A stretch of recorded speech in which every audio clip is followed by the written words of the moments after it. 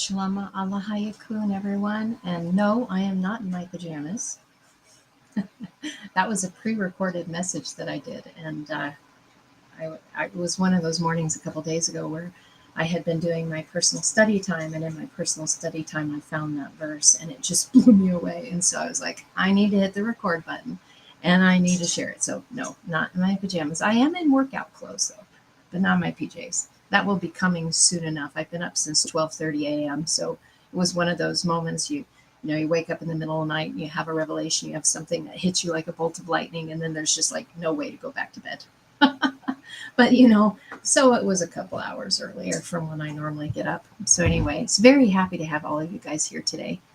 Clancy's nice to see you. The crowd that was with me before, I love you. I'm sending you some kisses again. It was fun to hang out with you in the chat room with the premiere that we did regarding the Chiyah, the Qumran community, and the light language that was being shared. These are not prescription glasses, by the way. These are to help with the not only the glare, but the blue frequency that comes through our screens, because I'm trying to change a whole lot of things over in my personal life to maximize my health. And they're not the prettiest of glasses. Maybe they make me look a little bit more scholarly. I don't know. But I'm just using them to help protect my eyes because I spend a lot of time on the screen and doing what I can to be able to assist my body. So thank you for saying that. That was awesome. And Drew, thank you for your comment on the premiere. So any of you who are joining us now, if you go back to the YouTube channel, you can listen to what I just shared about the Chiyah, the Qumran community, and how they were not coming against Yeshua's message. They were actually validating what he was sharing simply because that's where he did his instruction and where he learned the Hebrew language. Let me just kind of clarify something here, because I had a question about it the other day regarding some of the Gospels being written in Hebrew, and because I had shared that they had been all Hellenized and they spoke the Greek language. But most of the people around that time, it's like they went to the synagogue to learn the Greek Septuagint, but they spoke Aramaic. So the Hebrew language had actually became extinct in anywhere from 300 to 100 BCE. And it was only preserved within the Torah scrolls themselves.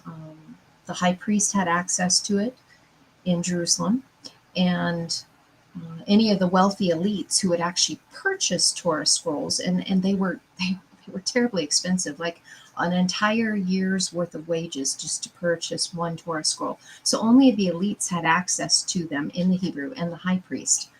But the Qumran community did, because during the Maccabean revolt, when the Maccabees came in and chased them out, the Zadoks, the Zadokiyah, the Zadoks took the scrolls with them and they hightailed it out there after the high priest had been killed, and they set up the Qumran community. So some of the missing years of Yeshua's ministry, because he was like absent from the age 12 to 30, he spent time in the Qumran community.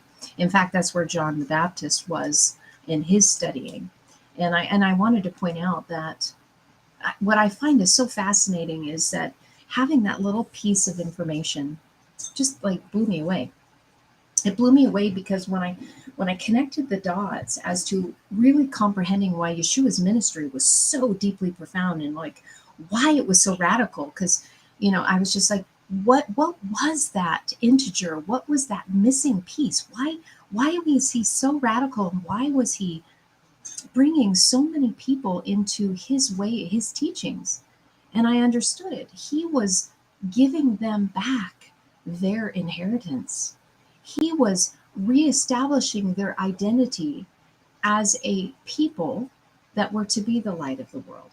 They were to have the sacred teachings, the Akkadian flame letters, ancient Hebrew, so that they could become light, so they could become fire, so they could teach the way of light, fire, life by becoming it, becoming the Word made flesh, and carrying that Christed anointing, because they were coherent within their heart and their brain carrying that Magdalene energy of the heart and the Christ mind. And that was through the study of the Akkadian, aka Chaldean flame letters. And so it was completely radical and taking them back to an identity that was, again, separated from the Greek Roman occupation into being what they were originally called to be. Now, I don't know about you, but that just like revolutionized everything for me when that piece of information clicked in. I was like, oh my gosh, no wonder why his ministry was so incredible and why there was so many turning to the faith. But John the Baptist, that was another one. That was another one that I was thinking about too. For those of you who haven't been on my Facebook page and haven't been reading what I've been sharing for the last week or so. And yes, Drew, total shocking truth. Like, oh my gosh, wow. John the Baptist was doing the same thing. He was preparing the way. Orcha, light, life, orcha. He was preparing the way. And for him, the reason why, and I went into detail about what repentance means and what baptism means, and it's not anything that what we have been given through theology, through the Constatine gospel. So I just wanted to clear that up, because having these little bits of pieces that have been missing, that have been omitted, it makes so much more sense. Why the things that were happening and why everybody was flooding to John, Yochanan the Immerser, Yochanan Hatmobile, the immerser, because there was even something with how they would mikvah, baptize themselves, connected to hope, the word that means hope. And as they would immerse themselves, they would go face forward. So stop and hold that thought for a moment, because in our Christian church, well, depending on whether you're in the Catholic, where they do the sprinkling on the forehead, or if you go into some of the other Christian churches like I had grown up in. Hi, Mark. It's good to see you. Glad to have you here. Very happy to have you here. Please give your wife a big squeeze for me. So in our Christian churches, we would have, I was raised in a Baptist church, and then, I kind of made my rounds to the Pentecostal movement and then the Roots movement, and now I just am. I just am. I'm teaching the way. It's not really a denomination. It's a way of life to turn on our fire. Anyway, when I was in the Baptist church, they actually had a dunk tank, like, I don't know, this tub of water, and you would, walk up on the platform, and then you'd walk down into the heated water, and the pastor would, plug your nose, or you would plug your nose, they'd put your hand, and they'd dunk you backwards. It's complete opposite. And they would dunk you. In other words, you would be submitting yourself or giving up your own authority and having somebody else do it for you. Pause and think about that, because the Constatine gospel is all about that. It is someone else that's doing the work for you. It's Jesus that died on the cross for your sins so that you could have eternal life. And so it's a perpetuation of something that's outside of you that is doing the work for you. And then having interpretations come and say that, that there is no works, which is foolish, because none of us can escape this great work. None of us can. It has to be done. The shadow must be turned, because it is an egregore. It's not the real you. It's a lower vibratory frequency that we put all of our shame and our guilt on. So what we're doing, like what we did in the church, is that they would baptize us. We would give up our sovereignty and have somebody do it for us. The way the mikvahs would happen within the Hebrew culture or the Qumran culture, because they dunked all the time. It was a revelation that was like a birthing process, because what would happen is they would bow themselves forward. Think of the submitting or the humbling process of bowing themselves forward as they were acknowledging this great light that has been coming into their life, and there was a new change happening. And they would go face first in the water. And why is that? Well, because the word face is panah. It's panah. It's pei, nun, he. So pei is a letter that deals with language, with speech. Nun is a letter that deals with life, perpetuity, a seed, heir to the throne. a foundation, something that's new that's generating on the inside of you. And Hey is the revealing, or it's also connected to the Shekinah glory, the glory of God. So every time they would have something new happen and there was a new transmission, a new translation that happened within them, they would go and dunk themselves. They would do it because it was the face coming through the waters, just like the birth, the face coming through the waters to reveal the Shekinah glory of God. It was so beautiful. It was so sacred. And it wasn't like this one time deal. They would do it all the time. Whenever revelation and beholding a new seed of life was being produced in them, it was their acknowledging of something that was being birthed anew. Revelation after revelation, shadow turned after shadow being turned. How amazing, right? And for them, there was no temple. So it wasn't like there was a sacrificial system that was going on. They had the mikvah. They were the living sacrifices. And even that word sacrifices is not what we were led to believe, because it's zebach, zayin betchet. Zayin is a letter connected to the sword and the plow. And it has to do with feeding and nourishing yourself. The bet's on the inside, so you're building your temple from the inside out. Chet's on the last letter, which is a letter that is like a separation or a window looking in, but it's also the hidden meaning of the letter for life.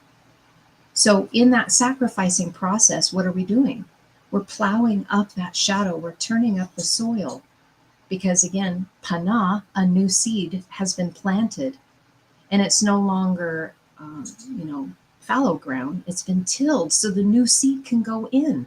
So those two words work together. It's not like what we were presented, that you're denying everything of your flesh. You're a living sacrifice. You're an empty, hollow shell because Christ is now in you, like you're an automaton and some phantom came in and overtook your body. No, it's the Christed light. The anointing is flowing through you because you've turned your shadow. So there's no blocking the glory of God, that stream of consciousness that is coming through, that is from above, so it can be manifested below. I'm hoping that you guys are kind of connecting with that. So that was a completely different process. And in the writings, there's a book by Rachel Elior. I just love this book. I don't necessarily recommend it for those of you who haven't had any experience within the Hebrew language. I think I read it maybe a little prematurely, but it planted some really good seeds because when I first received it, I had received the Melchizedek message. My husband and I both did, and we saw a delineation between the Book of the Covenant and the Book of the Law. And that was a season that we were in as we started to make our way out of the Hebrew Roots movement. And I'm grateful for that stepping stone because that's where I learned about the Zadoks. And that's why I was able to make that connection, that really strong connection that I shared on that premiere. But in Rachel Elior's book, I think it's called The Third Temple, The Emergence of Jewish Mysticism, I believe, and you can check that out. Incredible writings. And, she was explaining that in the Qumran community, they didn't have all the articles. The ark wasn't there, the laver wasn't there, the altar of incense, the menorah, none of that was there. But they had the languages, they had the scrolls. They were poets, they were teachers, they were prophets. They were the illuminated priesthood. And for them, they would have interactions with higher dimensional beings. They didn't need all the outside accoutrements to make that happen because they became it. They increased their consciousness, they increased their level of density so that they had interaction with those from beyond. You could call them ascended masters, you could call them angels, you could call them guides, you could call them anything, but beings that were less dense in the material realm and were higher vibrating in the etheric realm, the ether. They were lighter in density. Literally, they contained more light than they did flesh.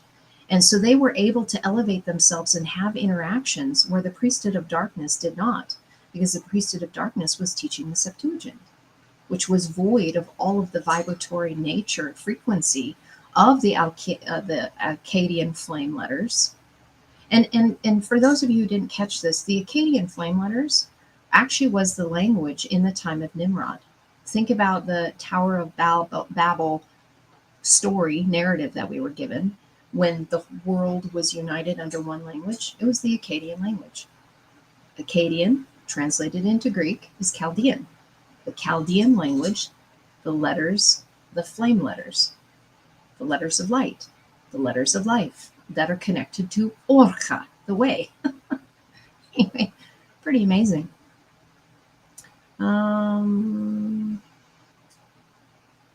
Right. Okay. That's actually really good. I'm glad that you shared that. Yes, because we're all one, yet on individual journeys, yet can be spiritual warfare if you dump all of what you find on others when they are not that place in theirs. Very good point. That's actually an excellent point. Because if somebody is not asking you a question, you shouldn't give them an answer if there's no question. Because otherwise what you're doing is you're doing service to self. You're trying to make others in your image. And if we haven't arrived at the place where we become an alephim, which you would know in Greek as a monad, the Pythagoreans would teach about that. If you haven't reached the place of being an alephim as being unified, aka I and my Father as one, if you can connect that, if that helps you connect to that, an alephim can beget another alephim. If you haven't become that yet, and you are trying to convert someone to your way of thinking, it's really the ego that's doing it. The ego is trying to create or make a convert so that they have something in common to bring them so we are more alike. And some of us, we've had that savior complex or savior archetype, and it has really affected our relationships. So essentially, the need is only do what the Spirit is leading you to do. And if somebody hasn't come to you to seek or ask questions, please don't force anything upon them. They're not ready for it. And what it will do is it will just sacrifice your relationship, your friendship, your family ties. And I'm speaking this from personal experience here. So that's just kind of my warning to help protect you, protect your integrity, protect our family's integrity. Because simply all we need to do is just become the light. We just need to become it. We need to spend the time turning all of our shadows, revealing them with the light of Hillel, and allowing Lila to hold our hand so we can unite everything in our heart, turn those egregors into the light and become the light. And in that turning, it will draw by itself. Words are not necessary. Once individuals have turned enough shadow, when they are ready for more advanced teachings, you will come into their sphere. How do I know? Because all of you are here. You've done enough work that Ken and I somehow came on your radar. Whether it's an algorithm, whether, I don't know how you found us. I'm always interested in finding out people how find us, and it's always interesting to hear. But there was something that you did that drew the teachings to you, drew the frequency to you, because there was something that was being emanated that was pulling it in. And some of it, like our friend on here, you see him as Malik 12, is that there's a likeness in the frequency, and we found each other because of what we are teaching, that we are meant to link up and hook up, and he's on a far different place of the world than we are.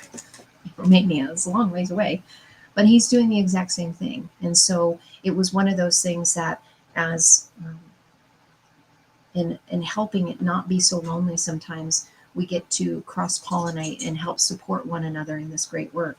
And it's our hope and desire that we continue to build all of you up so that you can do the same thing. So anyway,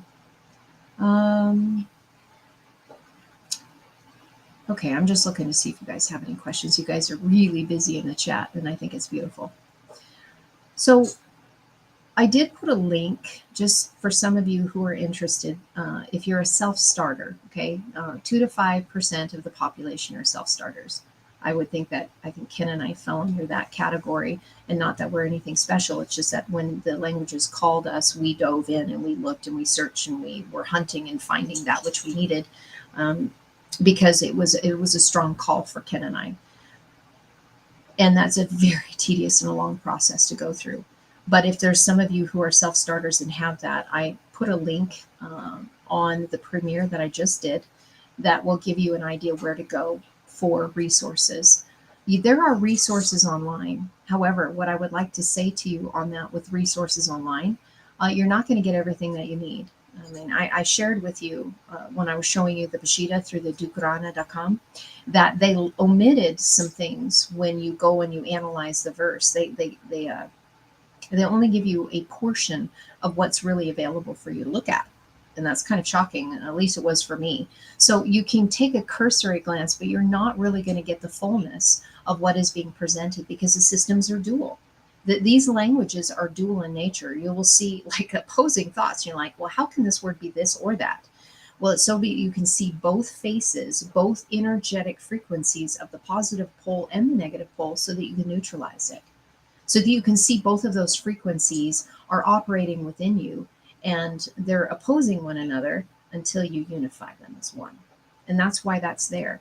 Because I've had people question, send me messages on that, like, I've been digging out and I just don't get that. And it's like, well, that's beautiful, because that's why we have the chaos within, because they're friction until they get resolved. And then they enter into a state of rest, into union. And the friction isn't there anymore. They become balanced and in harmony with one another. They resonate to one another, if that makes sense. Theodore, it's good to see you. I'm so happy you're here. And Mr. Conover, I love you. I'm glad that you're here as well. I love all of you that are here, but it's fun to see those of you popping in. Steve and I are at some point are going to have a chat, and we're going to record, and same thing with Cerro Molik 12. We're going to have a chat, and we'll be releasing that at some point. Hello, Stephen. Good to see you. Friction here today. Why is there friction, Joyanne? I'm hoping that this is smooth sailing for you, but if there is some friction, may I just speak peace, shalom, over you, that shalama and chulutha will come into your being, and everywhere that my voice can be heard, that frequency is going forward. Hello, Nancy. Anyway, so back to the resources. The video that I have posted on that premiere will take you to places where you can get some great resource information. One of the best resources that I found for Aramaic is Janet McGear's work. I'm not going to spend a lot of time on there because you can go watch this 8-minute video and it'll take you where you need to go. For those of you who are not self-starters and you want a little bit of help, probably in less than 2 weeks, it might take me 2 weeks, I will actually start the letter teachings themselves. I just finished a 10-part introduction series with some miscellaneous teachings along the way to help set up the foundation, kind of what Malik 12, Sarah was saying about how the languages are connected to the DNA. There's a whole bunch of stuff connected to quantum physics, to ancient ways of teaching. There was a lot that went into it. Cymatics, Dr. Emoto's work. There was just a ton of information that I put out there to help answer the why. Why would we want to take the time to learn these languages? For one thing, we will understand Yeshua's message a whole lot more, and we'll be able to unravel ourselves from the Constantinian message, which, by the way, the word gospel that is used in the writings, it's interesting because when it's referring to the gospel message, it's evangelion, where we get the word to evangelize. And when we see the evangelical church, we realize that evangelical church is a Greek Hellenized church that came out of Rome, the Constantine gospel.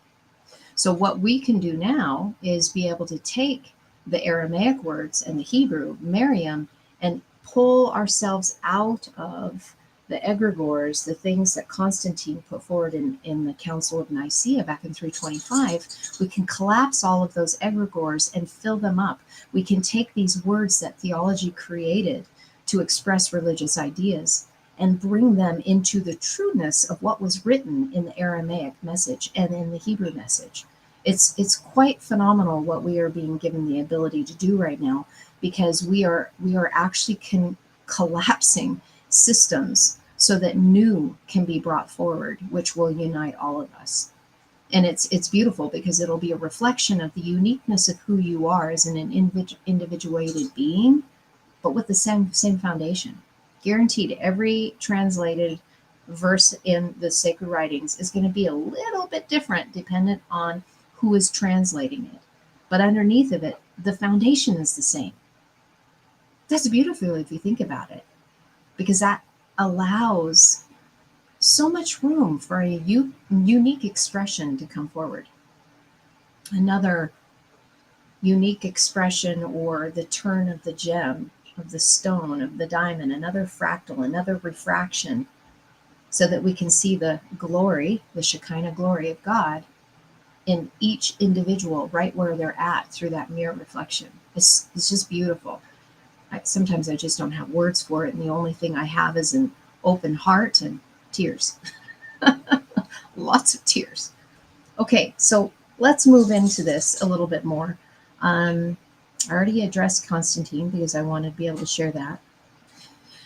Let me share this point, and then we're going to go in, and I want to share a couple things with you. I'm not going to go through the whole Psalm 120 as the Ascension Psalm. I'm not going to go through all the verses. We're only going to go through the first verse, but I need to connect something with you first regarding Yeshua. And it's very important that I bring this forward today in all of the exposing and the shaking of the tree that's going on right now. By the way, that phrase did come from my husband, some things that he was looking up, and he's the one that called forth the shaking of the tree, and I totally agreed with him. So I'm glad that he called that forth, and I am saying amen to it, and I'm continuing to do it on my end, how I need to do it through the languages, especially through the Aramaic side. Let's talk about the inner work. There is many things that we need before we can see union and unity happen across the board. Before we can see unity within the melanated community, the white community, before we see union between the religious side and the LGBTQ side, all of these things that have divided and separated us and removed us from love. Because again, when we are taking a look at the Constatine Gospel and we're taking a look at the translated works into English, there were very harsh words said that just aren't there. They're just not there. That have really hurt all of us deeply, have separated friendships, have separated families, and we've had so much shame and so much guilt, and we've had to, some of the things that we've done in the name of the church just didn't sit right in our heart, but we thought we were doing the right thing because the word said so. Part of that is collapsing all of those things so that we can unify, so that the field that we are all operating in is full of love, compassion, rakam, where we lift up life from the inside out within this matrix realm, where we then can build chuppah, where we can build life, where we connect and become all unified by first doing it within. So I say that because addressing shadow work, I am going to talk about shadow work and talk about it until it's all transmuted. That's the only way that we're going to all be able to unify with one another and to be able to change some of the things that we have had to experience and endure in our lifetime, where we have separated from one another and we've judged each other hard and we've beat each other up. And until we can turn the chair inwardly and focus on our own shadows and forgive not only ourselves, because if you can't forgive what's in here, there is no way you're going to forgive what's out there, because what's out there that you're not wanting to forgive is a mirror of what you're not wanting to forgive on the inside. And that's really hard when you come into terms with it. But that's why we're really creating this community here, so that you're not alone. I know what it's like to turn my shadow, and it was hard work, and it was terrible, and it was awful. But it was turned into love and turned into bliss. And now I look at it and I embrace it, and I love all of the moments I've ever gone through. So the shadow has to be turned. You cannot not do the work. We all have to do it. And that's the only way that heavenly earth is going to be made manifest here. That's the only way it's going to happen. By us doing our individuated work, turning one shadow at a time, and helping and assisting others to do the same thing if they come to you for help. Don't push them until they're ready, because they will bite you. I know this firsthand because I used to bite. I had a mean bite until I was ready. Inner work is not selfish. Inner work is not selfish. You might hear some people say that. Oh, so you're just going to pull away from everything and you're going to spend time on yourself? That's selfish. That's coming from a very, very ignorant place. And I bless those people because they don't know what they're speaking of. The most loving and giving thing that you can do for mankind is turn your chair inwardly and work on your inside. Man, I'm seeing some new names. I'm welcome, Never Alone. Very happy to see you here. And I can't see, I've got my little Patty Tom. I'm sorry, I can't see your last name because I got my little, there it goes. Clelo. Hopefully I said that right. Welcome. Very happy to have you here.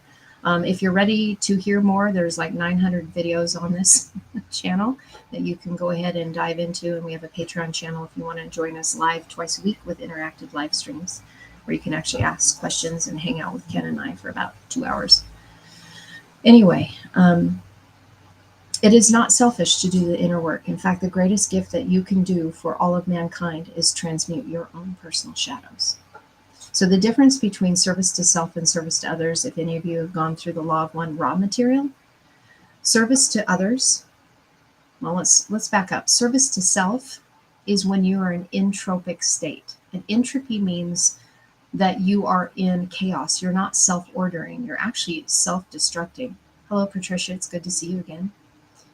You're in self-destruction, so you've got a different spin going on. Your chakras are spinning in the opposite direction of their natural state of being. This is really what the fall was all about. We became entropic by design, and that happened because we separated from source. We separated from that life-giving energy, and it was on purpose. It was for the sake of experience. So it's nothing for us to go, oh, this is terrible. No, it was actually purposed, and it is beautiful in its design. But when you're in entropy, you are always seeking to be fulfilled. You're always looking for energy because you're not making of your own. And this is why, like for me, I would go to worship service after worship service to get filled up. Or I would, I became on the worship team so that I was there all the time and I was always getting filled. But I wasn't creating my own life force energy. It was just always, and I would say, I'm hungry, I'm thirsty, and I'm hungering, I'm thirsting. And it never made sense why. And I thought that I was doing everything that I needed to, but I was never fulfilled, ever.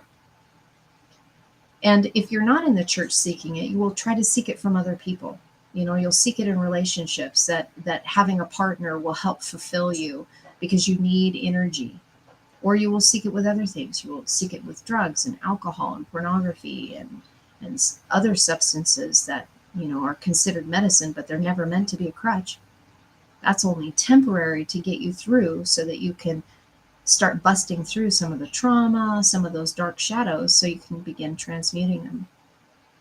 And as we transmute those shadows and we release some of those stuck chakras, which are technically demons, that have a chokehold on your chakra, which has to do with trauma in different places. Once you release those traumas from those different chakras and they begin to spin in their natural state of being, you get negentropy, centropy.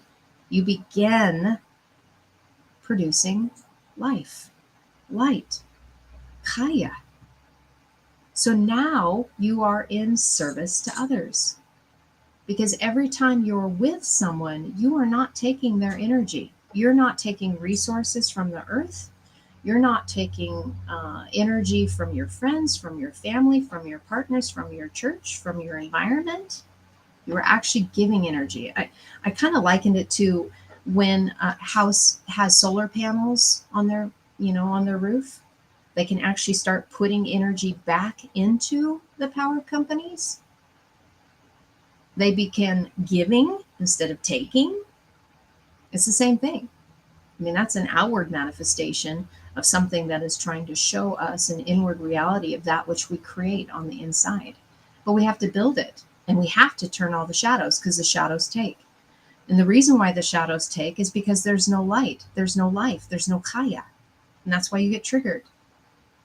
Because they're longing for the light to help heal them, because they're in death decay spiral.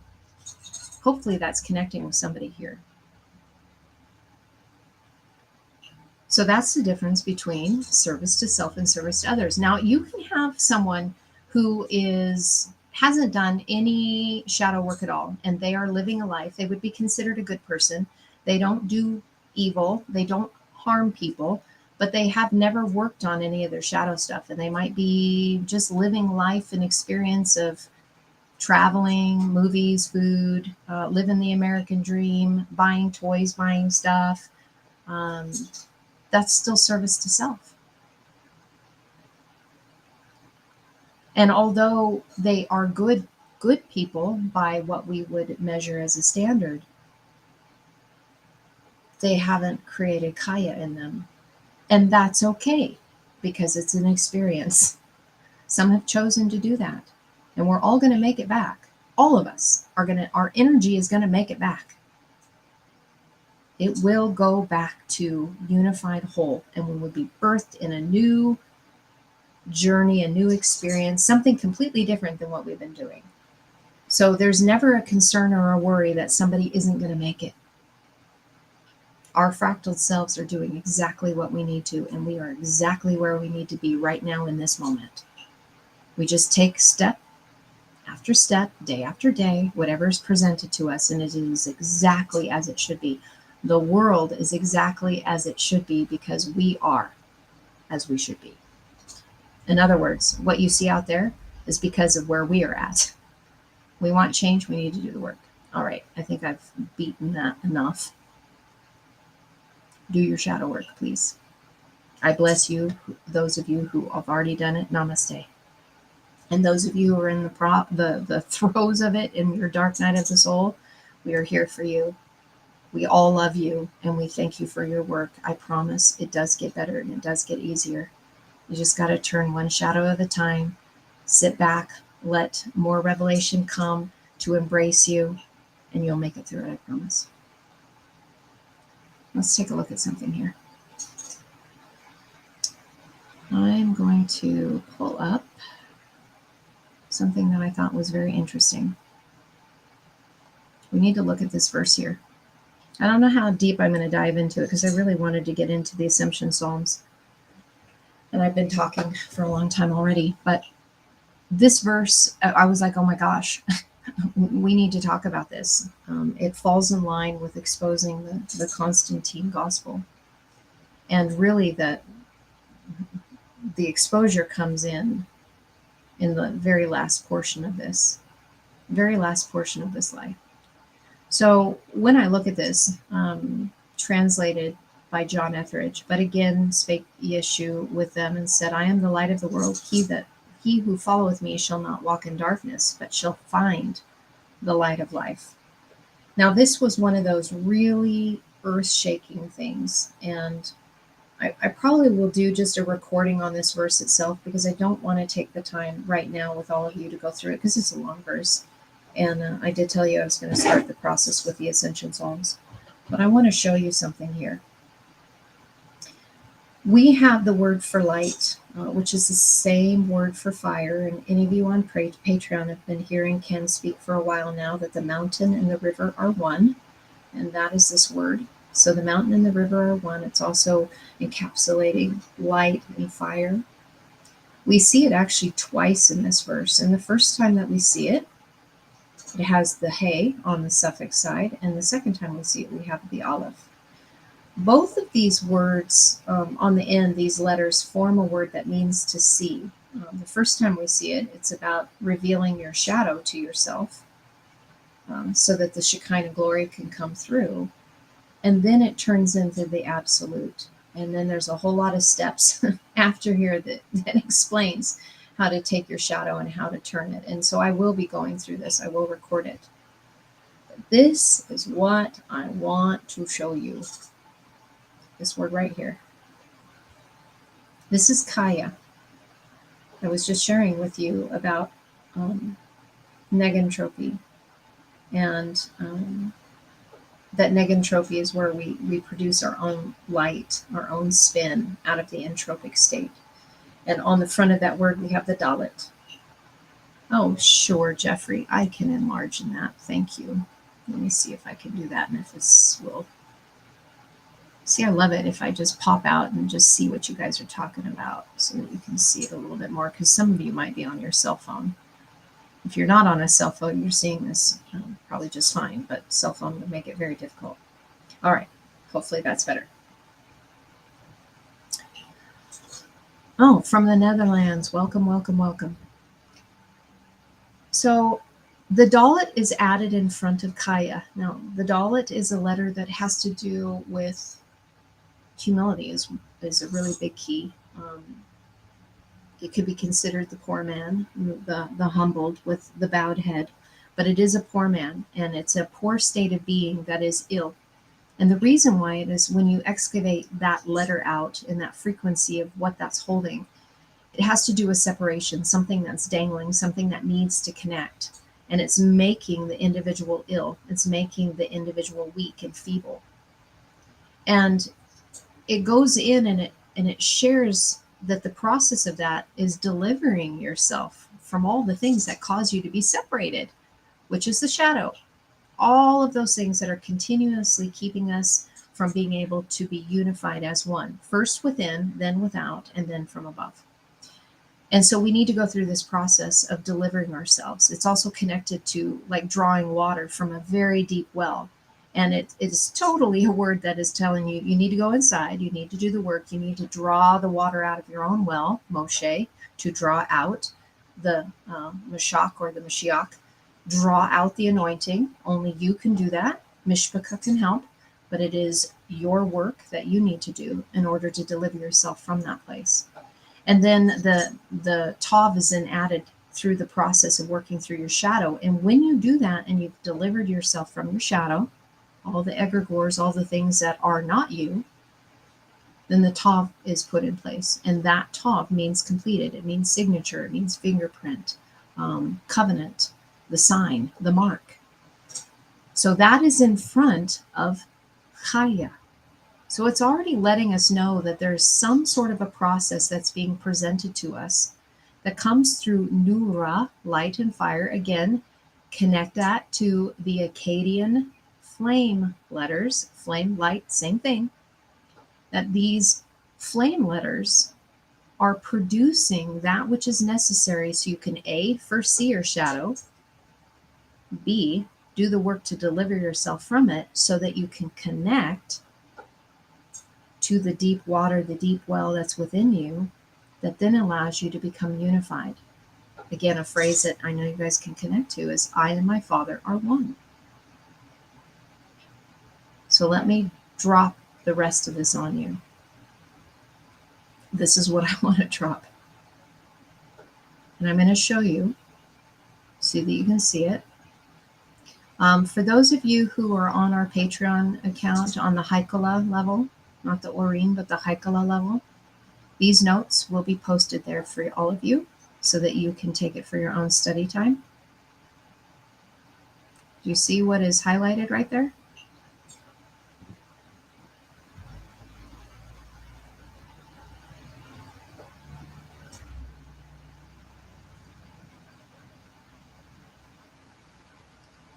This piece of information was one of those moments and why I knew I needed to share this with you today. For all of you who've been following my messages on Facebook, I am planning on recording those and putting them on YouTube so that those of you who do not frequent Facebook can actually hear what I've been sharing over the last week. But this connects all of it. Are you guys connecting to that? It's the word salvation. It's the word salvation. So if we're going back to that document and we go back to where it says up here, they shall have the light of life. No, they shall have the nura, the fire this negentropy, centropy of salvation.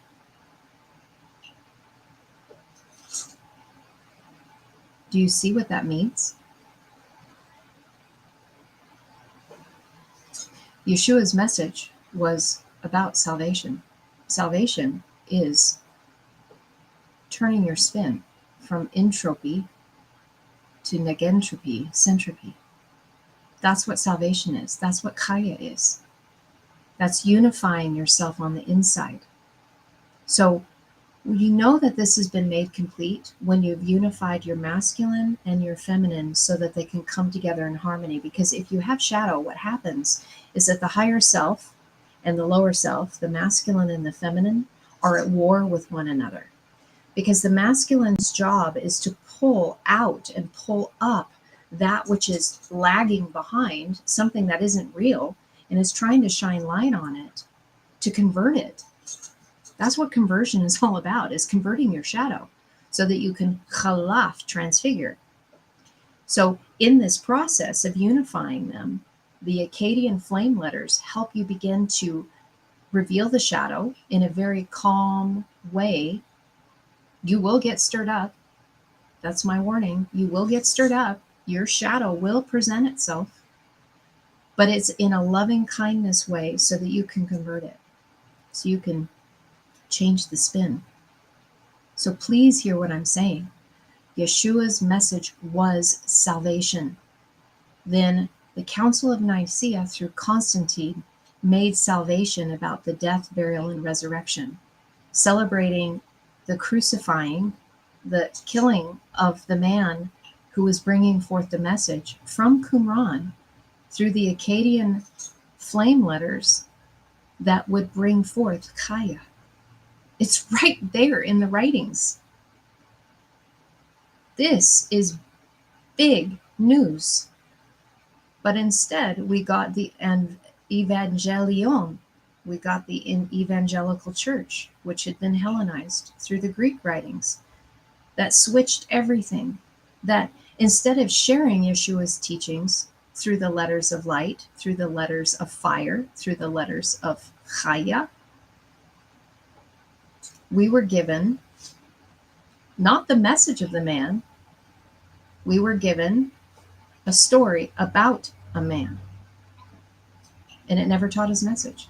You can see some of those elements poking through in the English narrative, but not enough. Because the English letters are not the flame letters.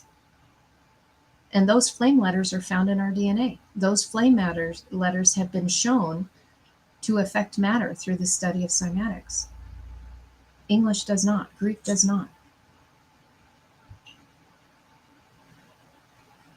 So I'm hoping that you're hearing my message today and what I'm sharing and the significance of what I just shared with Yeshua's message. His message is salvation.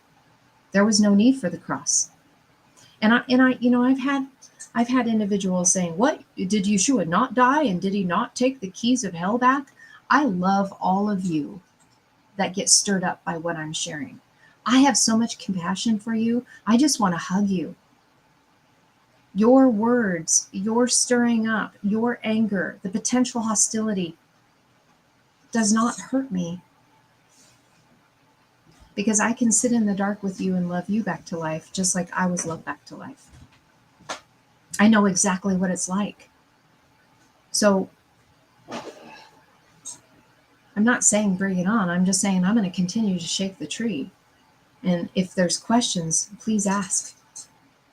Because this is shaking all of these doctrines that we've been handed that gave us a form of godliness, but never brought forth Chiyah, truly. I know that because I was in the church for 30 years, and I didn't have it. I was chasing after it. I would get a touch, I would get a taste during a worship service. I would feel that life force energy coming in through what we would call the Spirit.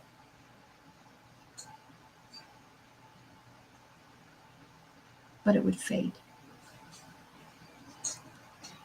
All right, Lisa, I see your question. I'm going to put it on the screen. I mean, I know other people can see it. I just got to find where it is so I can put it on the screen because it's going to go away. Can I do it there? No, I can't do it there. All right. If you have a chance, can you explain why Yeshua was crucified? Was it just something he walked through like many people who suffer and are murdered? The real reason that Yeshua was crucified was because Rome was trying to stop its message. Please understand that his message was so profound. It was speaking of spiritual sovereignty. It was raising people up into their authority, into their inheritance. And it was setting people free from Roman oppression, from the fear, and it was also setting them free from the religious, the namosa, the law based on the Septuagint. So when it said that the law was cast out or the law was done away with, it wasn't oreta. It couldn't be oreta. That's natural law. That's negentropy. That's how all of nature is based upon that. In a self-ordering golden mean ratio, Fibonacci sequencing, balancing between masculine and feminine energies. The Torah couldn't be done away with because all of creation would crumble. It couldn't sustain itself. What was done away with was the namosa, the law that came through the Septuagint. And you will see churches today, the Greek Orthodox Church is based on the Septuagint. They hold the laws from the namosa. So he was actually killed because of his message, because it was radical. It was a rebellion. I mean, really, it was a peaceful rebellion, but make no mistake, it was a rebellion. And he was giving the Hebrew people back their identity, their culture, their calling to be a kingdom of priests. And what was happening is that the Pharisees, who knew the Greek Septuagint inside out, were losing control over the people.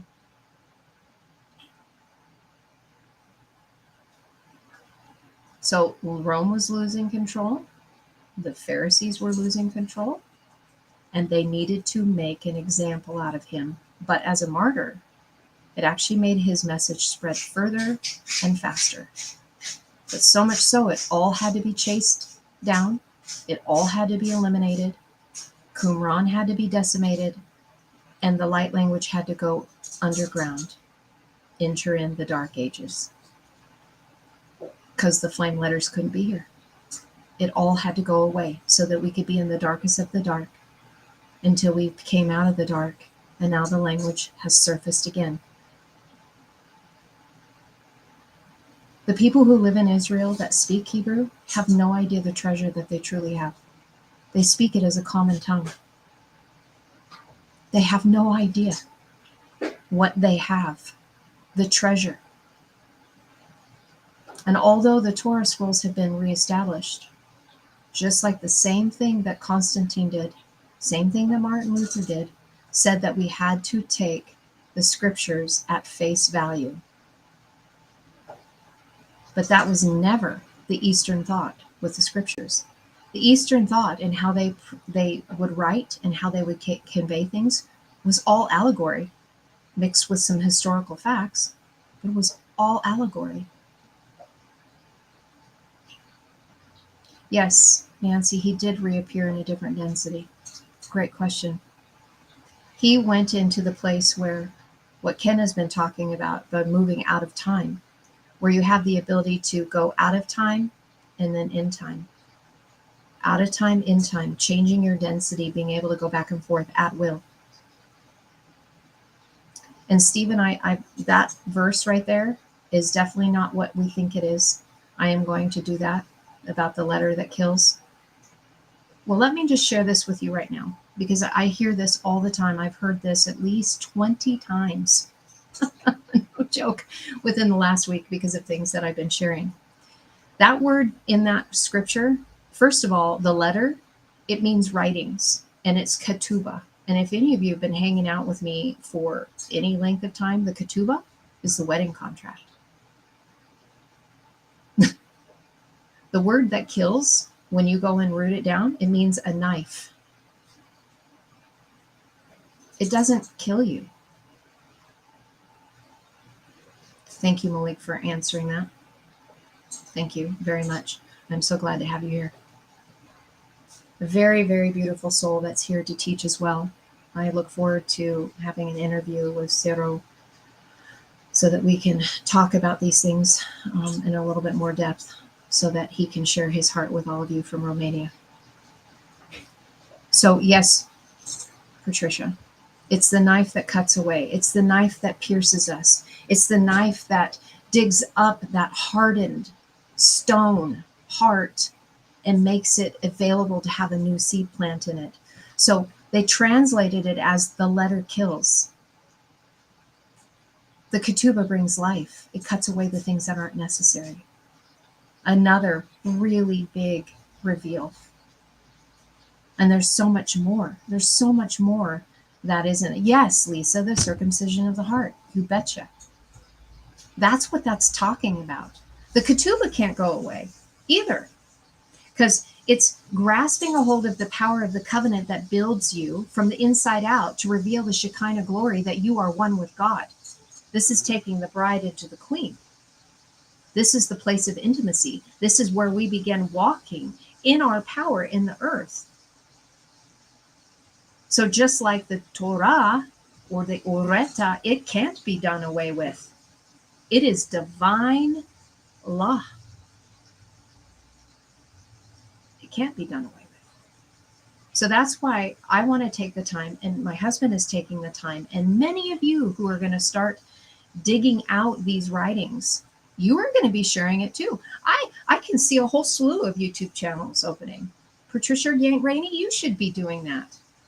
I have seen some of your translated works, and they are beautiful. Absolutely beautiful. Like moving tears when I read them, because I've been proud of the work that I've seen you do. Because many voices need to be heard speaking about this.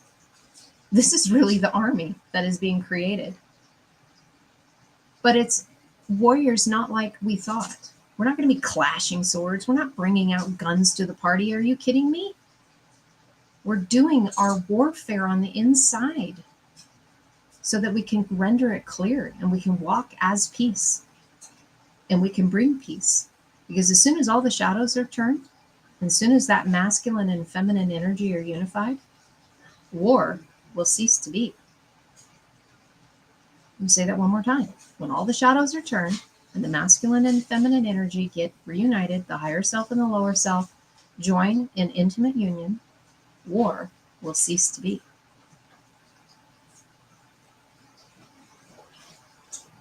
It's amazing. So quickly, but without leaving things out, it's a very short verse. I'm going to just go into the first Ascension Psalm, just the first verse, because I want to show you, because it has to do with warfare. It's actually a really good segue, truly. So the Ascension Psalms, if you guys want to know what they are, I did kind of share with that before. You know, there's much that has been said about the Ascension Psalms, that they're really, that it was during a certain holiday, or what we would call a holiday, but a feast cycle, that they were being read, and that it was connected to the steps in the temple. But when you get into it, you can actually see that the writings in the deeper level, not the surface level. So please hear me. The writings were never ever meant to be at their surface level.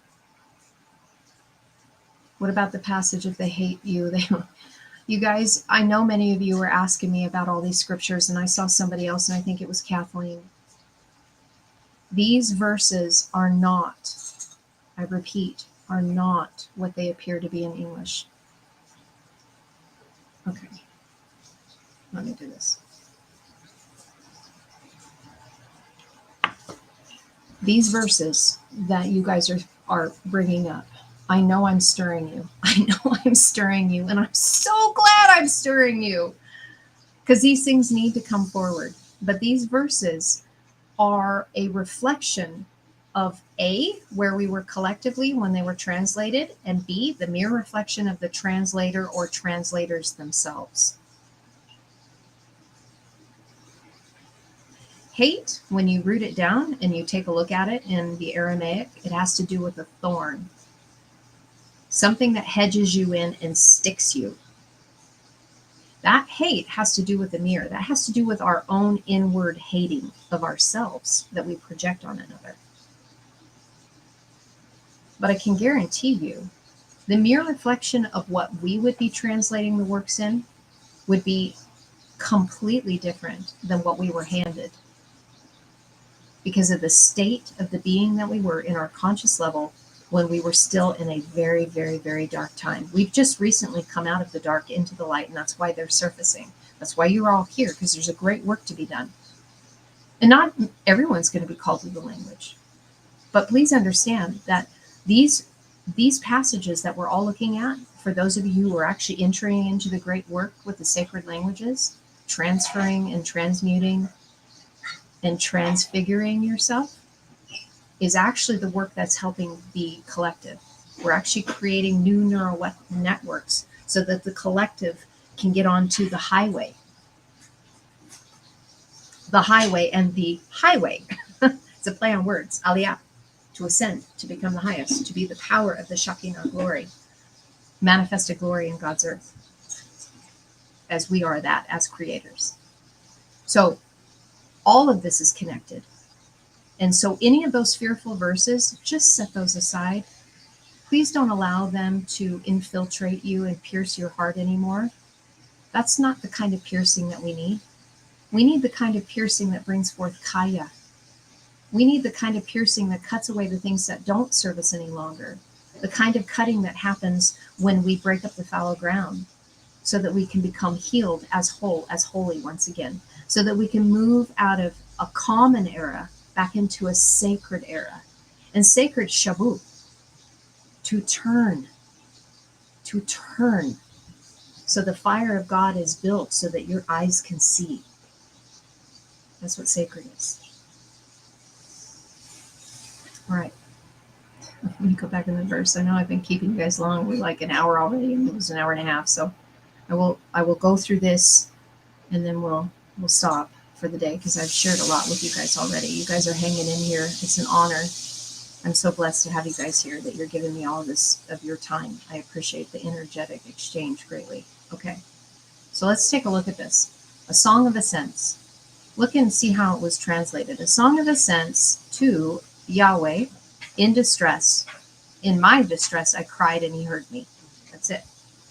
But when we start digging down deeper in this, first of all, shir, a song, it's a vibration, a sound, a frequency connected to the fire of God. Negentropy, creating your own fire on the inside through the work you do that raises you up. And this root means to turn. Again, what I'm saying, to turn from entropy to negentropy. This is the very first word here. To travel about, to journey. So this whole song of ascents is about us turning from the entropic state to the negentropic state in our time, in our journey here as a sojourner. Being able to bring that heart-brain coherence online so our crown chakra can be illuminated, to return back to our natural state of being, self-ordering, not self-decaying. When we get to the Song of Ascents, I want you to see this here. The center of the word is mayal. It means to cover, a high place, height, raising, and lifting. So something has been covered in us. What has been covered? Our light. This is elevation, the act of the journey to a higher place. A step or a grade mark. I made a joke about leveling up. Well, this is it. The root of this is Allah, to ascend, to become the highest. You may have heard this phrase, Aliyah, where the Jewish people have said that this is their pilgrimage back to Israel, the land. It's leveling up in our consciousness and expanding us to a new density.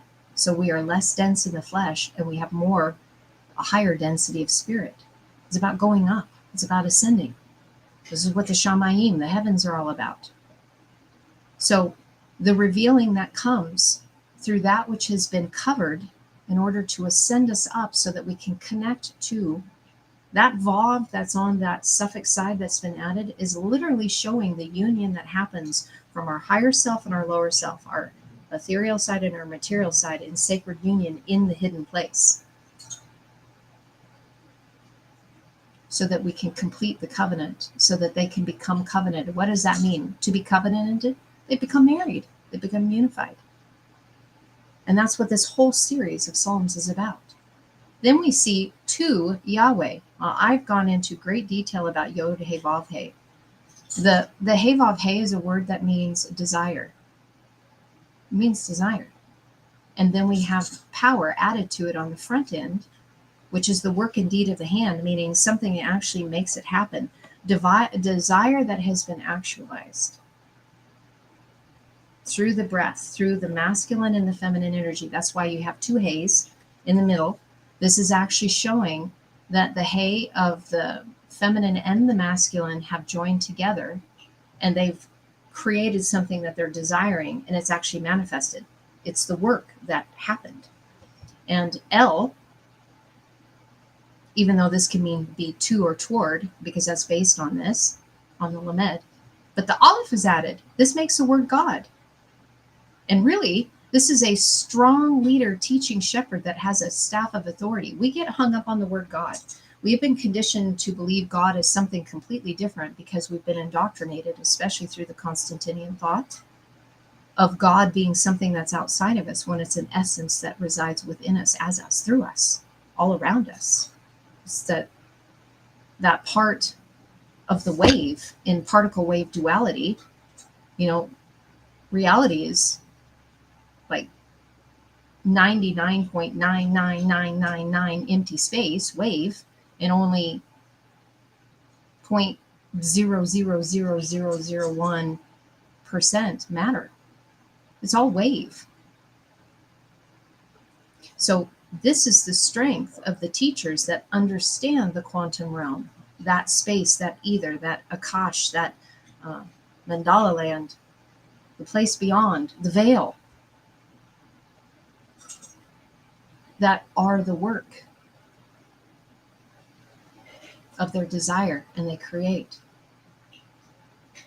And so what this is sharing with us from that point, it's like a declaration at the beginning, and then we go into this distress. Well, here's Zur. This is the center of the word Mitzrayim, which you guys would know as Egypt. Zur on the inside means to be cramped, to be confined, to be squeezed, which creates distress. But what you don't see, I'm going to highlight this, and then I'm going to highlight these other letters in another color, and we'll be finishing up in about 5 minutes. And I'm sure my husband will be happy to have me finish up, because we're going to spend some time this afternoon hanging out. Bata is the word for ark. You, I, we, us, the ark. Think of Noah's ark, Bata. And this is actually a word that is actually the temple. This is a temple that has been built and is now revealed, and revealing the Shekinah glory. But it was produced through squeezing. So really, you could say that this word right here has to do with the expansion and the contraction of the birthing process. Bet has to do with the inside. So this is distress that happens on the inside as you're birthing something new in order to reveal God's glory in the earth. And this is going to happen to those who are the bearers of light, those who carry authority within them because they've been given charge to do something, because they did the work in their shadow. And in doing their work, they found their power. That is where your greatest power lies, is in converting all of your shadow.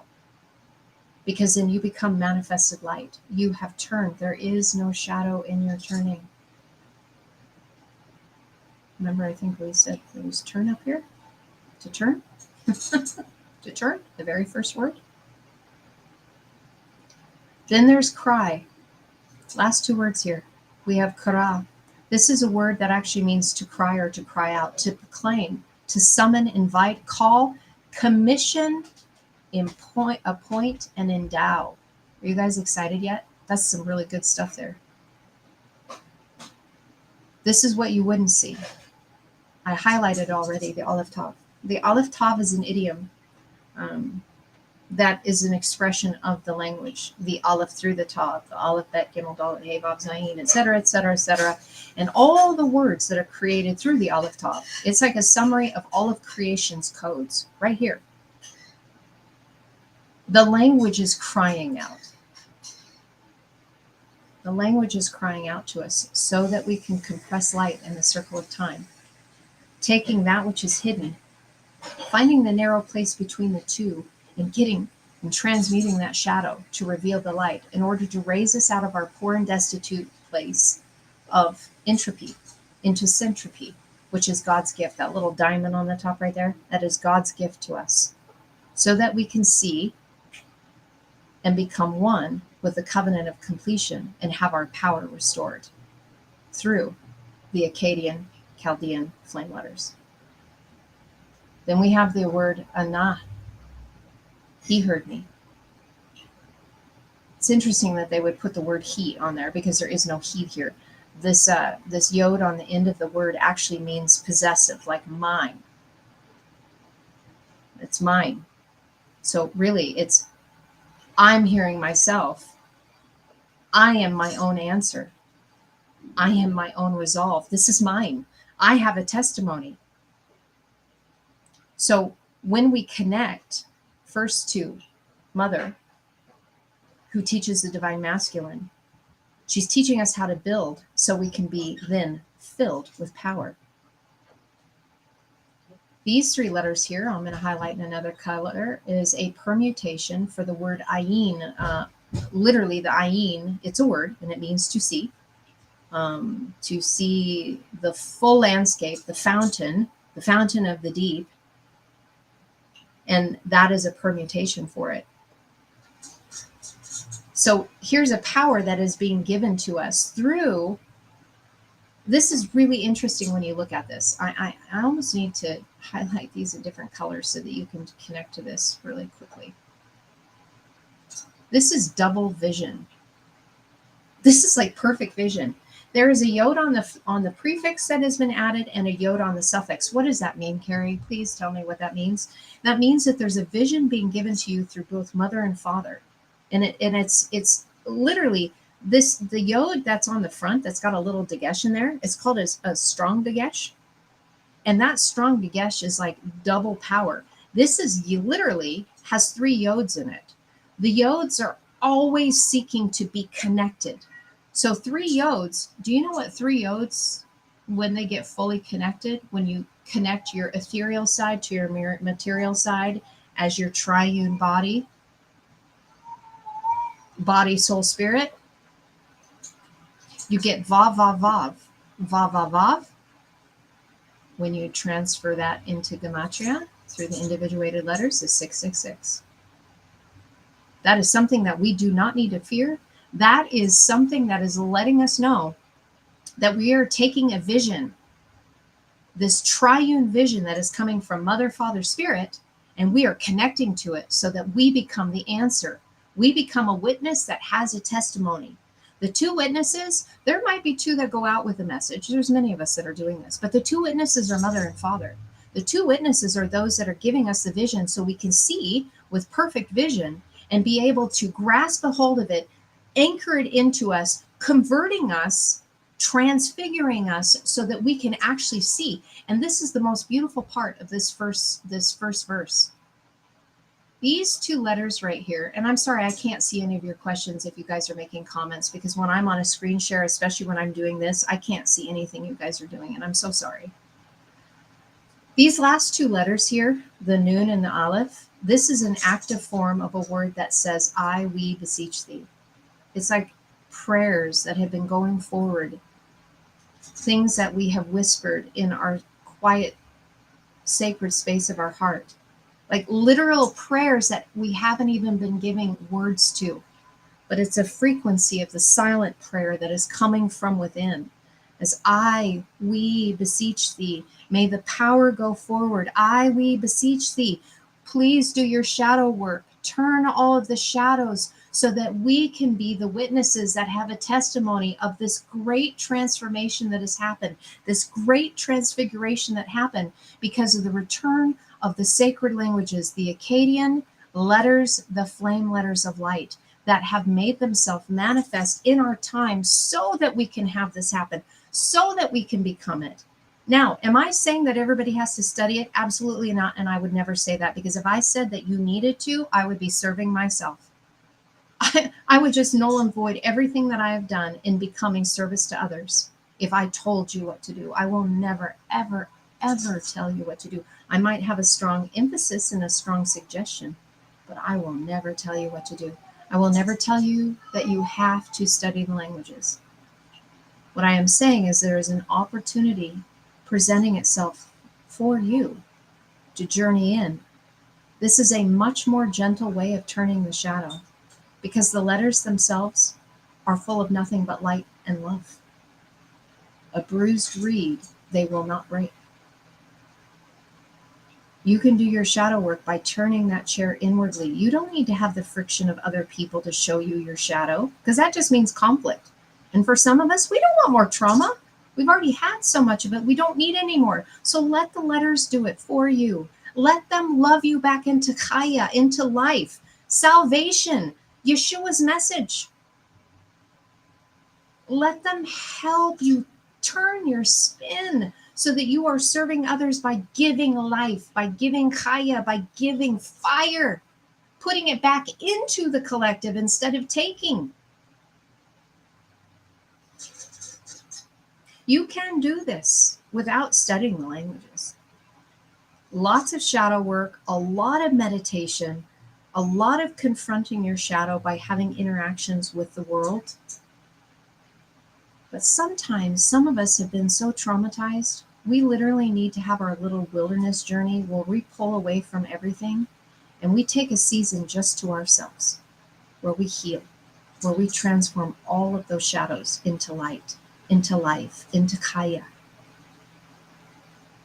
I know what it takes because I did it. I'm a living example of what the flame languages have done for me. I used to have CPTSD, complex post-traumatic stress disorder. I used to have multiple personalities. I am fully integrated. I don't have any trauma triggers anymore. I am at rest. I am at peace. I am shalom. I am love. Eye Asher Eye. I have tongues of fire on my head. And I'm here sharing with you as a witness who has a testimony of the beauty of what these sacred languages do for us if we choose to enter in. I'm teaching them right now on our Patreon channel. And I know for some people in other countries, $5 of US dollars is probably really expensive. And I may do something about that. But for now, for those who are in the US or even in the UK, $5 is a cup of coffee. For $5 a month, I'm teaching these. I just finished a 10-part introduction series, and I've had some pretty good feedback on it. It's my labor of love. It's my constitution that I wrote, that I created, and we're going to be starting the letters themselves probably within 2 weeks. It takes a while for me to produce these things because I still work. I have a job, and so I'm trying to do all of this around my jobs. So, but I've done a lot of the legwork. My husband and I have done a lot of the legwork, so you don't have to go out there and try to search and hunt and find, because that's a lot of energy. I don't want to have to reinvent the wheel, but I understand the necessity of making something a little bit more easier, because trust me, it's still work. Oh my gosh, it's still work. But I'm doing it in a way to make it easier for you. There are people that are already started making flashcards, and Toda Rabah, for those of you who have already begun that work, because the more that you recognize the symbols, the letters themselves, the more when words are written on the whiteboard or things that are saying, you're going to be able to connect to them a much deeper level, because they're going to start infusing within you. Right now, it looks like Greek to you, But once you actually embody those letters, those frequencies, whenever you see them, is just a greater infusion of light and fire that helps stoke the flame. So what does that do? That allows our toroidal spin to move out further and further and further and further. Instead of just a 6-foot radius, 6 miles, 600 miles, 6,000 miles, and beyond. And what I'm sharing with you isn't just, maybe. No, that's exactly what happens. Look how far the sun's light travels. That's what we're talking about. We're talking about the Shemesh, the sun, the servants and the ministers of the sun. Here's one of the greatest disservices that I've heard. It was brought forward to me when I was in the Christian church about how there was the solar deity worship, and there was the Sol Invictus, and there was all of this back away from sun worship and all this kind of stuff. I'm not saying worshiping the sun. I'm saying become the sun. Become a fire being. Become a seraphim messenger, a burning one. The Shemesh. It's the same word for fire, sun. It also means servant. It also means teacher. And it also means minister. It's the name of the central candle on the menorah. Nura. Remember from the verse? And menorah, the mighty light. That center candle is what lights the rest, and it's directly connected to our heart chakra. The heart chakra is the connection point of our higher self and our lower self that unites and lights the chakras from above and the chakras below. Sacred union happens in here. We become the menorah, the Shemesh. This sign that the priesthood used to do, it's a sign of a sheen and a sheen.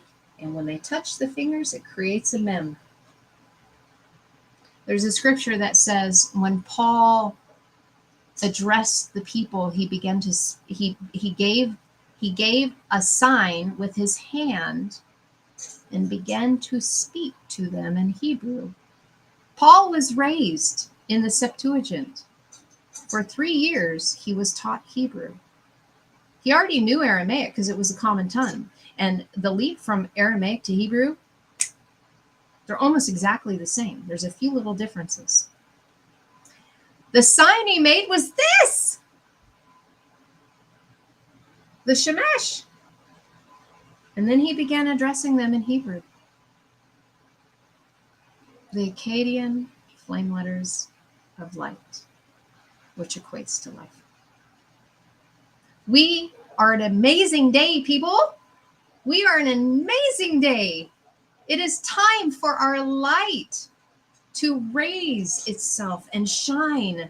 Our light has come. And I'm not just using that as religious rhetoric.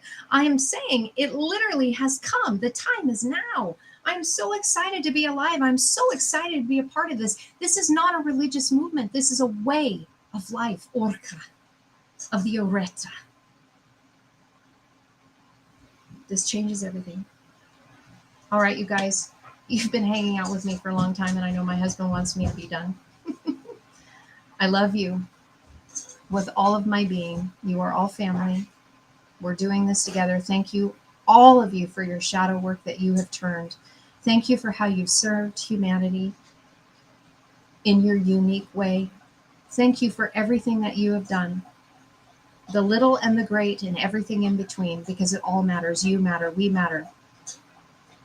We are the light of the world, and our time is coming. So thank you for your time. Thank you for your love. Thank you for your energetic exchanges and your supports and your comments. Thank you for being here and giving me of your time and your heart. You have all of mine. Shalom ala hayakum and halava.